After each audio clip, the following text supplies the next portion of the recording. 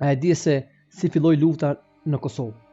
Politikat e rezistencës pacifiste të Ibrahim Rugovës bën që Kosova të ishte në qetësi gjatë luftës në Sloveni dhe në Kroaci dhe Bosnjë gjatë fillimit të viteve 1990. Gjithsesi, u pa krijimi i UÇK-s si rezultat i acarimit të popullsisë shqiptare ndaj shtypjes së shtetit serb.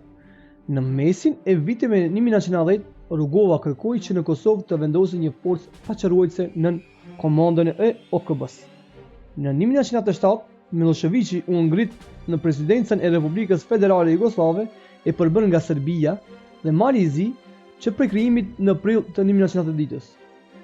Konflikti i luftës u shkaktuar nga një kombinim i faktorëve, duke përfshirë shtypjen e rëndë të shqiptarëve nga regjimi i Slobodan Miloševićit, kërkesat për vendosje nga shqiptarët e Kosovës dhe rritja e nacionalizmit në rajon.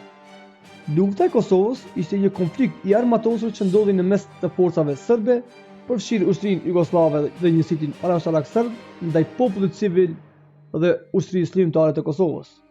Vazhdimi i shtypjes së popullsisë i bindi shqiptarët se vetëm rezistenca e armatosur do ta ndryshonte situatën e rënduar. Në 20 prill 1996 u ndërmorën 4 sulme ndaj një personaliteti të sigurisë serbe në disa pjesë të Kosovës. Sulmet u morën përsipër nga një organizatë e panjohur në atë kohë e quajtur Ushtria Qendrore e Kosovës (UÇK). Natyrë e UÇK-s mbetej e panjohur nga ndërkombëtarët. Kryesisht ndihmat e para, financiare dhe materiale UÇK-ja i morin nga diaspora shqiptare.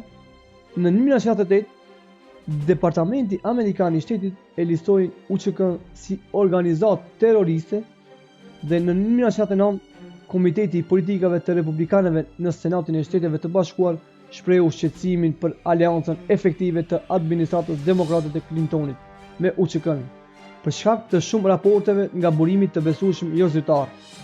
Në 2004, John Pilger tha se për 6 vjet deri në 1998 UÇK-ja është trajtuar nga SBA si grup terrorist.